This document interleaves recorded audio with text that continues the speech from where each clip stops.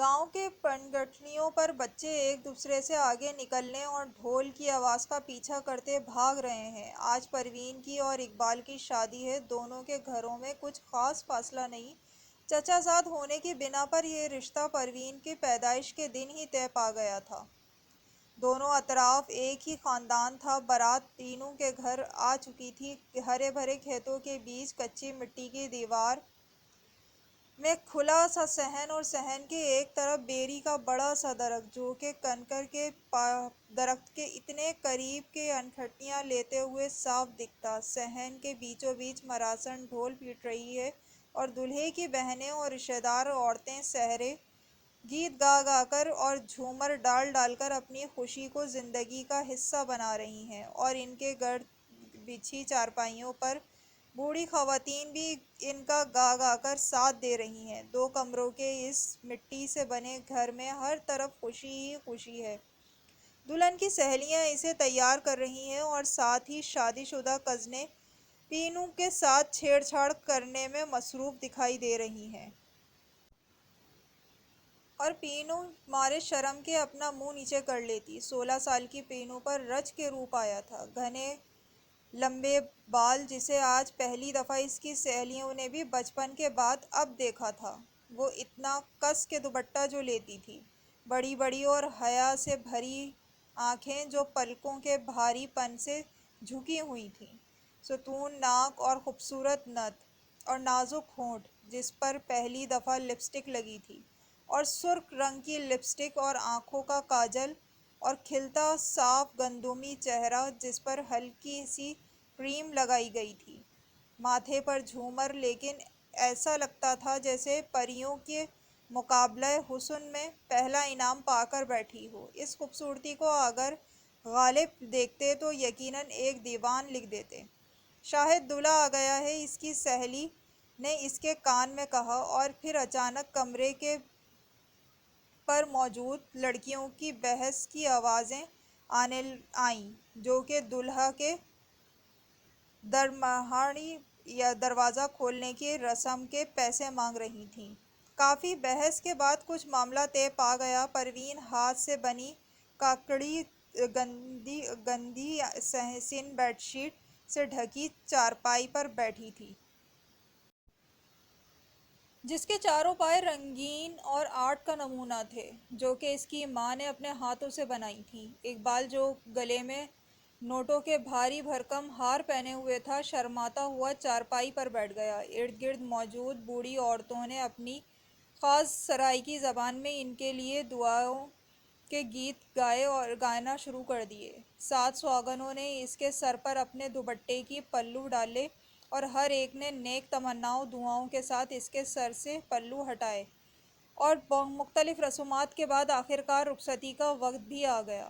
باپ نے گلے لگایا، بھائیوں نے سر پر ہاتھ رکھا، اور بہنوں سے ملتے ہوئے وہ پھوٹ پھوٹ کر روئی۔ لیکن ایک نہ ایک دن تو سب کو ہی پیا دے سدھارنا پڑتا ہے، اور یہی معاشرے کا قانون ہے۔ اقبال بہت خوش تھا۔ آج پینو اس کی خوابوں سے نکل کر حقیقت میں اس کے سامنے بیٹھی تھی۔ بچپن کی منگ تھی اس کی۔ بچپن سے ہی اسے دیکھ کر شرم سے چھپ جاتی۔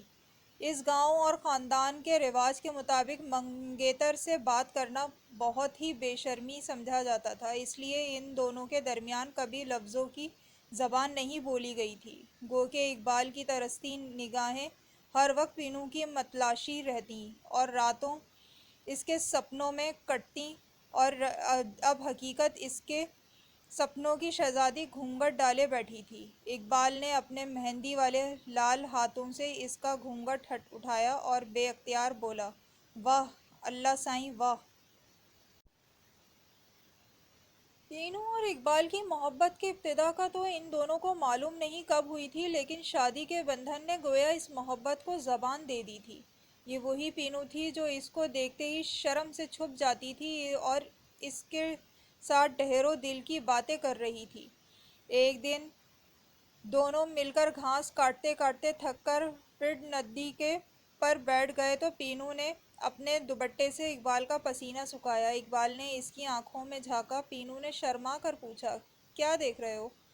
تمہاری آنکھوں میں اپنی تصویر دیکھ رہا ہوں، اقبال نے دردناتی کو زمین پر رکھتے ہوئے بہت پیار سے کہا۔ پینو جو اب تک پلٹ ندی پر رکھی گھاس سے کھیل رہی تھی، خوب کھلکھلا کر ہنسی اور ہنستی ہی رہی۔ اقبال اس کی ہنسی کی آواز سے خوش تھا، لیکن مصنوعی خفگی سے بولا، یہ کیا بات ہوئی؟ میں نے جھوٹ کہا؟ پینو نہیں، جھٹ سے بولی۔ اصل میں شادی سے پہلے جب تم میرے خواب میں آتے تھے تو اگلے دن میں نیچے منہ کر کر گھومتی تھی۔ اقبال نے حیرت سے اسے دیکھ کر کہا، مگر کیوں؟ ایسا کس لیے؟ میں ڈرتی تھی کہ کوئی میری آنکھوں سے آپ کی تصویر نہ دیکھ لے، اور کہیں کسی کو پتہ نہ چل جائے کہ آپ میرے خواب میں آئے تھے۔ اس بار ہنسنے کی باری اقبال کی تھی، اور وہ زور زور سے ہنسنے لگا۔ پینو نے پاؤں پٹک کے، بالی تم بہت برے ہو، اور کٹی ہوئی گھاس جو ذرا فاصلے پر پڑی تھی پینو نے اقبال پر ڈالنا شروع کر دی۔ اقبال کہاں چکنے والا تھا، اس نے بھی پینو پر ڈالنا شروع کر دی۔ دونوں خوب ہنسے اور خالی کپڑوں میں پھر سے گھاس ڈالنا شروع کر دی۔ چاچی باہر شور کیسا ہے؟ اچانک شور پر پینو نے آٹا گوندھتی ساس کو دیکھا، جو خود بھی حیران تھیں۔ اب شور بڑھ رہا تھا۔ اچانک نذیرہ، امرینا اور اس کی ماں بھاگتی ہاپتی کانپتی ان کے گھر میں داخل ہوئیں اور فریاد کرنے لگیں، اللہ کا واسطہ میری بیٹیوں کو چھپا لو، ان کے بھائیوں نے ساتھ والے گاؤں کے آدمی کا قتل کر دیا ہے اور اب میری بیٹیوں میں سے کسی کو قربان کرے گا۔ یہ کہانی کوئی نئی نہیں تھی پینو اور اس کی چچی کے لیے، یہ تو گاؤں کی ریت تھی۔ یہاں کے آدمی قتل کرنے میں بہادری سمجھتے تھے اور اسی قتل کی سزا سے بچنے کے لیے اپنی بہنوں، بیویوں اور ماؤں بیٹیوں کو قتل کر دیتے۔ اس سے ان کے دو مقصد حاصل ہوتے: دشمن بھی مارا جاتا جس پر ان کی بہادری کا ٹائٹل مل جاتا، اور اس کی اپنی عورت کو مارنے پر سزا سے بچنے کے علاوہ عزت دار غیرت مند ہونے پر بھی پگ بھی پہنائی جاتی۔ ویسے بھی عورت کی حیثیت ہی کیا تھی ان کی نظروں میں؟ پاؤں کی جوتی، غلام، حقیر، کمزور، اور پھر جھوٹی۔ پھر چھوٹی موٹی مار کٹائی سے کہاں ان کی طاقت کا پتہ چلتا؟ ایک آدھ قتل کر کے ہی تو وہ مردانگی کا روپ آتا تھا۔ شور اور قریب آ رہا تھا۔ اس نے پہلے تو پینو اور اس کی چچی کچھ کرنے کا سوچتی، امیرہ، نذیرہ کے بھائی اور باپ اندر آ گئے اور ان کے ساتھ پینو کا سسر اور جیٹھ اپنی بڑی مونچھوں کو تاؤ دیتا ہوا صحن میں داخل ہوا۔ نذیرہ اور امیرہ کمروں کی طرف بھاگیں، لیکن ان کا بھائی جو تازہ تازہ قتل کر کے آیا تھا، اس کی آنکھوں سے ایک وحشت پن جھلک رہا تھا، اور ایک قتل کرنے کے بعد اس کی آنکھوں کا رنگ لال ہو رہا تھا۔ ان کے پیچھے شکاری کتے کی طرح جھپٹا۔ امیرہ کی قسمت خراب تھی کہ وہ پہلے پکڑی گئی، اور اس کے بھائی کو اس وقت قربانی کے لیے ایک ہی چاہیے تھی۔ امیرہ نے بھائی کی منت سماجت کی، اپنا دوپٹہ اس کے پاؤں میں ڈالا، واسطے دیے۔ وہ کہتی رہی، بھائی مجھے کیوں مار رہے ہو؟ مجھے نہیں مرنا۔ اس کی چیخوں کی آوازیں آسمان تک ہلا رہی تھیں، لیکن اس کا بھائی اسے گھسیٹتا جا رہا تھا۔ امیرہ کی ماں دھائیاں دے رہی تھی، چھاتی پیٹ رہی تھی، اور اپنے بیٹے کو اپنے دودھ کا واسطہ دے رہی تھی کہ بہن کو چھوڑ دو، بے گناہ کو مت مارو۔ مغرب کی اذان کی آواز آئی تو بولی، دیکھو میرے بیٹے، تم کو اس اذان کی قسم کا واسطہ میری بیٹی کو چھوڑ دو۔ ارے یہ تو سب سے چھوٹی ہے، تمہاری لاڈلی ہے، تم سے کتنا پیار کرتی ہے، تمہارا راستہ دیکھتی ہے، تمہارے لیے اللہ سائیں سے دعائیں مانگتی ہے، ابھی سے تمہاری شادی کے گیت گاتی ہے، اسے چھوڑ دو۔ بکواس بند کرو۔ میری امیرہ کا باپ، جو کہ اب تک خاموش کھڑا تھا، بول پڑا، قتل کر کے آیا ہے ساتھ والے گاؤں کے آدمی کو، اگر بہن کو کاری کر کے نہیں مارے گا تو اس کو سزا ہوگی، اور مقتول کا بدلہ لینے آ جائیں گے، اور پھر بہنیں بھائیوں پر قربان ہونے کے لیے ہی تو ہوتی ہیں۔ جلدی کر پتر، اس سے پہلے کہ پولیس آ جائے، چلو پکڑو امیرہ کو۔ اس نے اپنے دوسرے بیٹوں کو اشارہ کیا، جو کہ اب تک خاموشی سے یہ منظر دیکھ رہے تھے۔ تیزی سے لپکے اور امیرہ کی آوازیں، اماں مجھے بچا لو، مرنا نہیں چاہتی، اماں مجھے درد ہوگا۔ ابا سائیں، ادا سائیں کو بولو مجھے چھوڑ دے، آپ کی تو میں لاڈلی گڑیا ہوں۔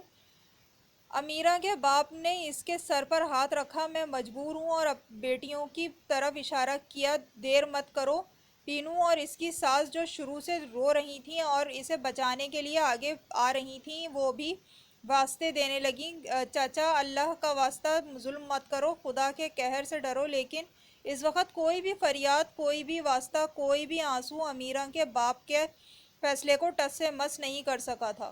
اس وقت وہ اپنی بیٹی کو قربانی میں ہی اپنے بیٹے کی زندگی نظر آئی، اور بیٹی بچا کر وہ گھاٹے کا سودا نہیں کرنا چاہ رہا تھا۔ آخر کو نسل تو بیٹوں سے ہی چلنی ہے۔ امیرہ کی ماں ان کے پیچھے باہر کے دروازے کی طرف بھاگی، لیکن اس کے شوہر نے اس کو بالوں سے پکڑ کر پیچھے کی طرف دھکیل دیا اور بیٹوں کو باہر سے دروازہ بند کرنے کا کہا۔ امیرہ کی چیخوں کی آوازیں اندھیرا پھیلنے کے ساتھ ساتھ دور ہوتی چلی گئیں۔ اس کا دوپٹہ کچے صحن کے بیچ پڑا تھا۔ اس کی ماں نے دوپٹے کو اٹھا کر گلے لگا لیا۔ آج امیرہ کی گڑیا کی شادی تھی اور اس نے اپنی ماں سے خاص یہ سوٹ سلوایا تھا اور دوپٹے پر گوٹا اپنے ہاتھ سے لگایا تھا۔ اس نے دوپٹے پر گوٹا لگا کر ماں سے کہا، دیکھو اماں، میں نے اچھا گوٹا لگایا ہے نا؟ بڑے ادا کی دلہن کے کپڑوں پر بھی ایسی گوٹا لگاؤں گی اماں، کتنا مزہ آئے گا نا؟ ادے کی خود مہندی لگاؤں گی۔ امیرہ کی ماں غم سے نڈھال تھی۔ پینو اور اس کی ساس اسے پانی پلانے کی کوشش کر رہی تھیں اور وہ خود بھی زاروں قطار رو رہی تھیں، بھلا کیسے اسے دلاسا دیں۔ ادھی اٹھو، پانی پی لو، ہم عورتیں تو قسمت ہی خراب ہے ہماری، اللہ سائیں نے ہمیں پیدا ہی قربان ہونے کے لیے کیا ہے، اسی لیے تو دربار میں جا جا کر بیٹی پیدا نہ ہونے کی دعائیں کرتے ہیں، لیکن وہ بھی بادشاہ ہے۔ اماں، ہوا کی سزا ہم سے لے رہا ہے، کیا ہوتا ہم عورتوں کو بلی، کتے یا جانور بنا دیتا؟ ارے اس عورت بنانے سے تو بہتر یہی تھا۔ چچا اپنے غم میں بولے چلی جا رہی تھیں اور امیرہ کی ماں اس کو گلے لگا کر بین کر رہی تھی۔ ارے میری امیرہ کی گڑیا کی شادی تھی آج، میری بیٹی کتنی خوش تھی، مہندی لگائی اس نے اپنے ہاتھوں پر، ہائے میری بچی آج بہت خوبصورت لگ رہی تھی، ہائے نظر لگ گئی میری بچی کو میری، اور ربا تو پیدا ہی کیوں کیا تھا، اگر میری گود میری بچی کے ہاتھوں اجڑنی تھی۔ بیان کرتی ہوئی چچا رحمت بے ہوش ہو گئی۔